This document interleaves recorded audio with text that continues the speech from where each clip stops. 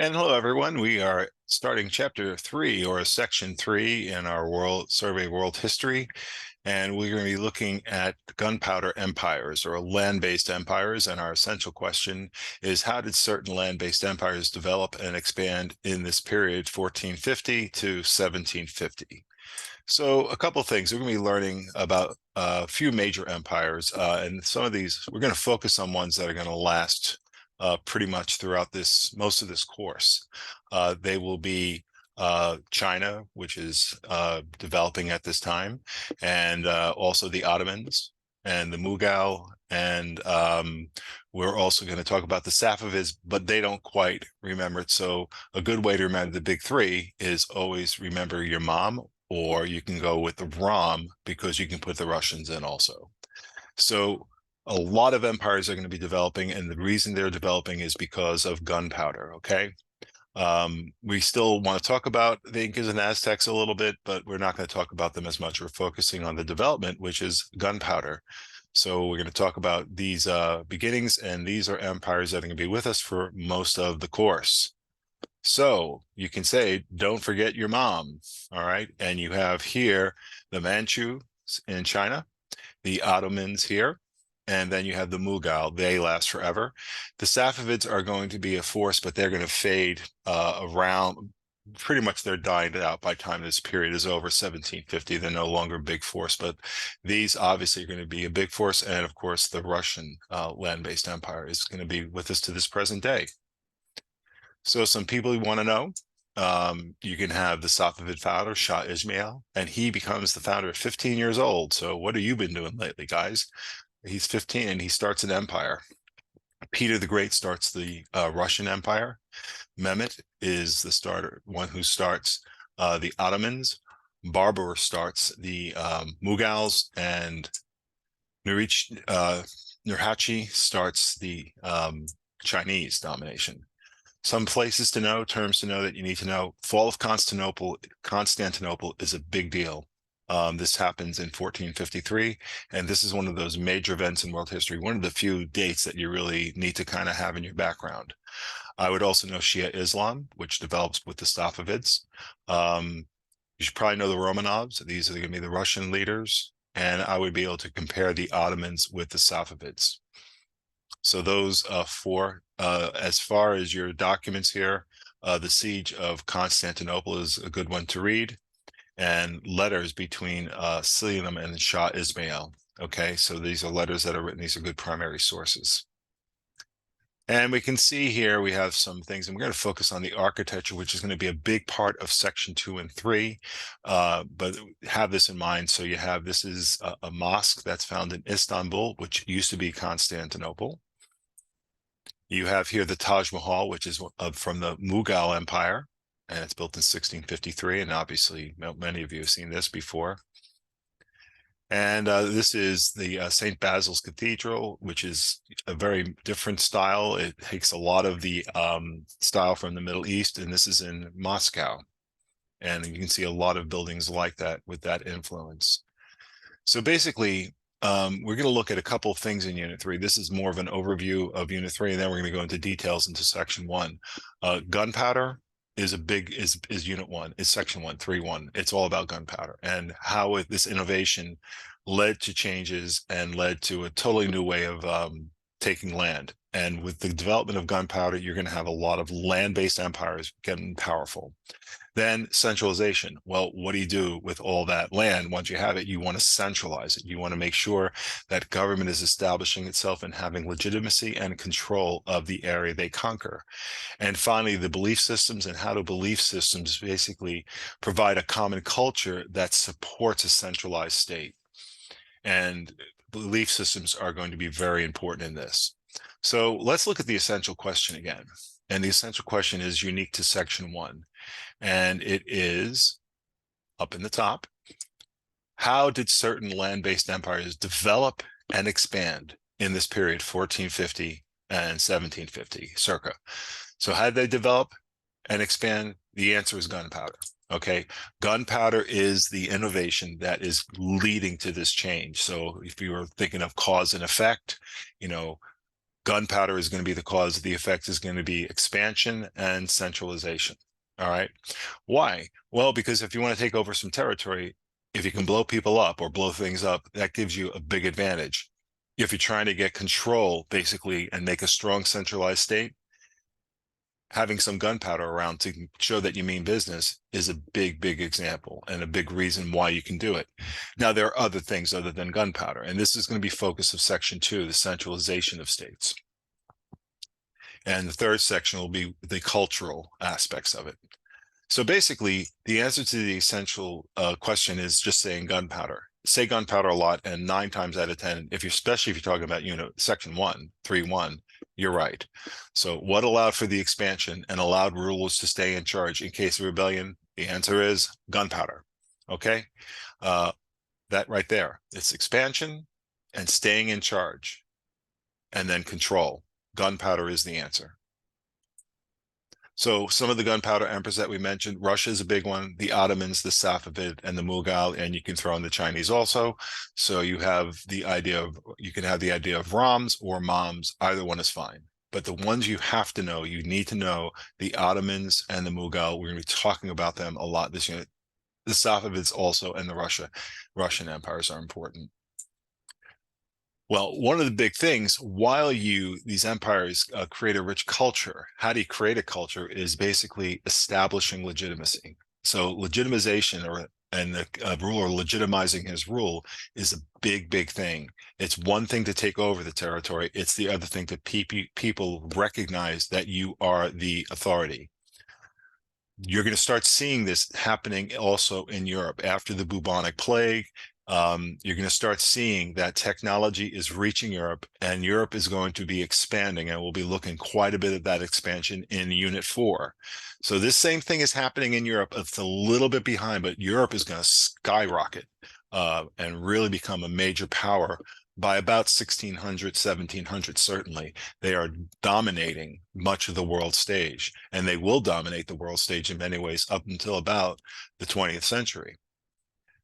So Europe is going to be waking up, and gunpowder is going to be a big part of this. But basically speaking, what do these empires do, and what do the European kings, what do they have to do? And gunpowder is going to help them, is consolidating power.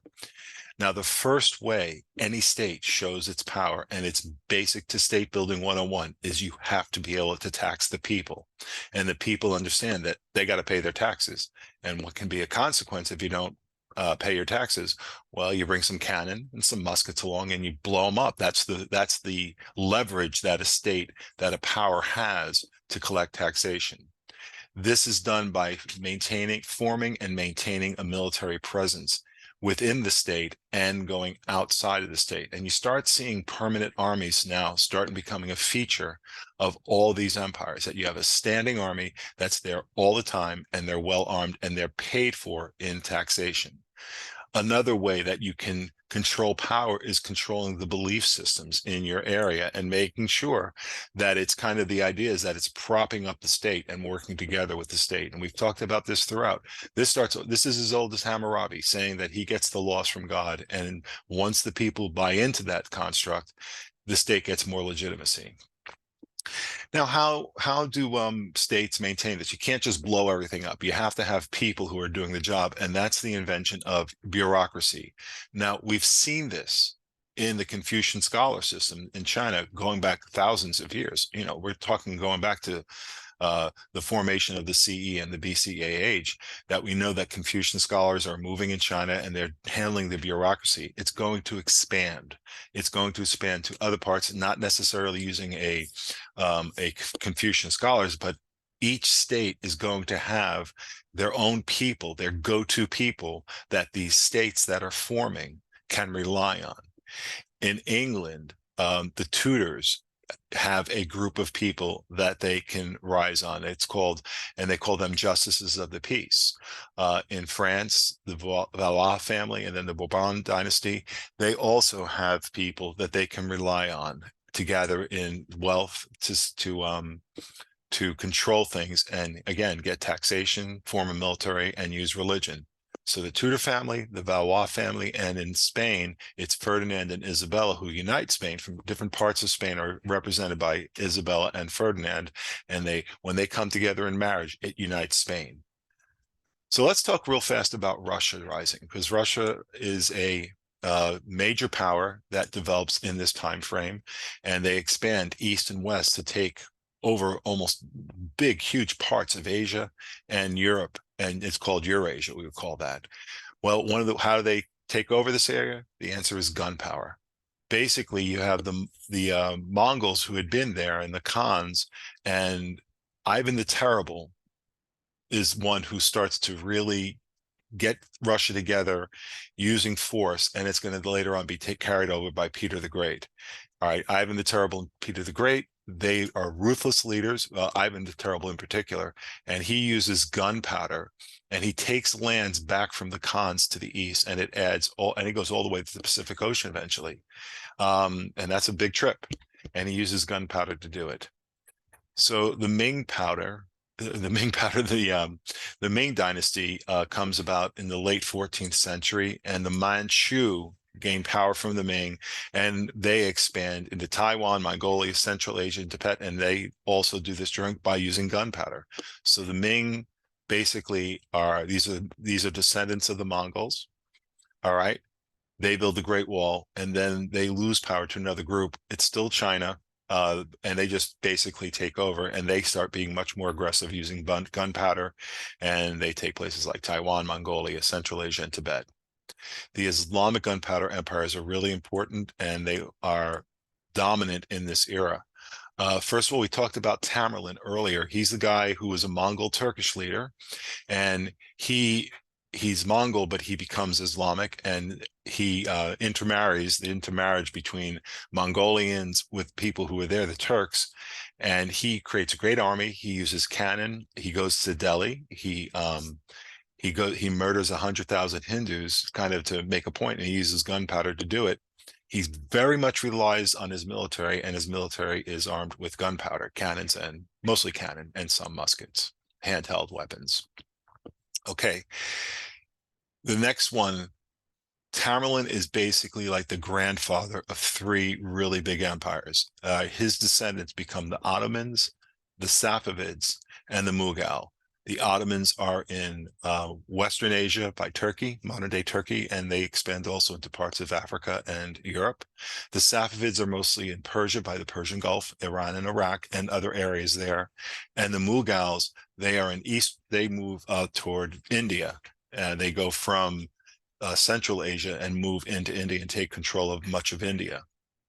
Now, we talked about Istanbul a few times, or Constantinople. It becomes Istanbul. It's a major trade hub, and this is what's blocking Europeans from getting trade, because the Muslims hold it, and they have an axe to grind against the Europeans. They really start raising the prices and restrict trade, and that's one of the big reasons why in Chapter 4, Europe is going to start going west, because they want to find another way to get to these trade routes, and instead they find the Americas.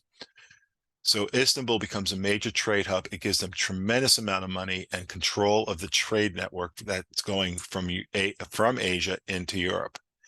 The Ottomans use this wealth, and they make a tremendously strong army, and they reach their peak under Suleiman the Magnificent in the early 16th century. They start taking over parts of southern and central Europe. They're making inroads to Europe, and they do it with gunpowder. Now, the Europeans start uniting against them, and by this time, they also have gunpowder, and so they're able to check that expansion into Europe by the Ottomans. But the Ottomans are going to be players. The Ottomans are players until the 20th century. So they are around from the 14th century to the 20th century, one of the most successful empires in history. The Safavids are mostly in the Persian Gulf, and they're going to unite parts of Iran and Iraq. Right here, we're looking at them. They're also going to make inroads into Arabia and also into these types of areas here that are South Central Asia, and they do it through gunpowder. Ishmael is the person who leads them. He's 15 years old, 14 or 15. When he does this, he unites the army, and he uses gunpowder to conquer these areas. And you can see it extends a pretty good amount of way. This is the Persian Gulf, and this is Iran and Iraq. And again, you have areas here that he's going to expand into Arabia and into South Central Asia. The Mughal Empire, they are founded in northern India. They are descendants of Tamerlane, who had made inroads into India in the 11th century, and he expands it and takes over most of India. And I believe we showed that early on a map. And that is led by Babur, okay? The greatest of the leaders is Akbar, and he becomes, this becomes one of the wealthiest and well-run, best-run governments in the world at this time. These empires, the Ottomans, they will be starting to weaken around the 18th century. They're starting to get weaker. The Safavids are pretty much gone by that phase, and the Mughals are going to be taken over much by the British, and they start falling in the 17th, 18th, in the 18th century, in the 1700s. And there are reasons why. There are three reasons why these empires go. They fail to modernize their economy, and they failed to modernize their military. And you can add with that, they don't have strong navies, and the Ottomans could have really used it. So they're not modernizing their economy. They're spending, this is where militarism starts becoming a problem. You spend so much to keep your armies up to date, to keep your armies moving, to enlist new soldiers, to train new soldiers, to take new lands, and then to govern it.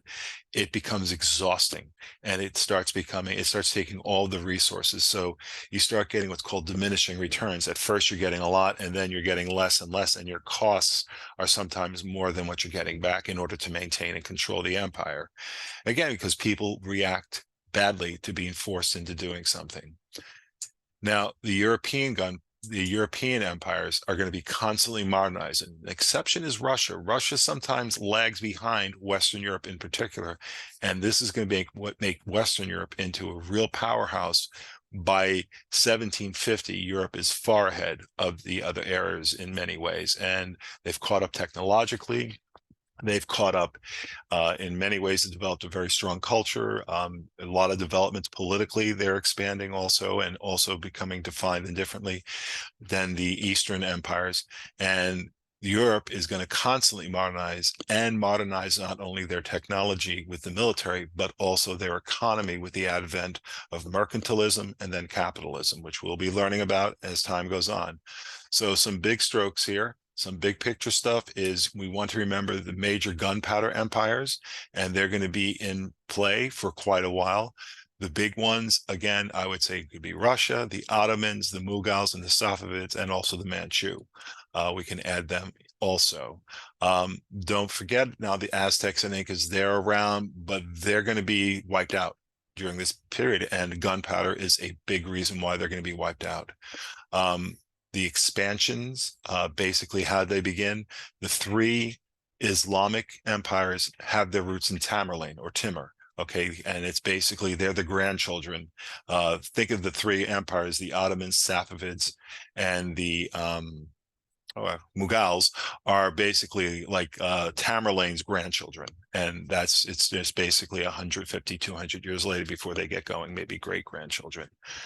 Okay, so these are the big empires, and some of them are going to be, especially the Mughal and the Russians in particular, as well as the Ottomans, are going to be, Russians are a powerhouse today, and the Ottomans are powerful as an empire until the early 20th century. That's when they diminish. They diminish really in the 19th century, and by the 20th century, they go away.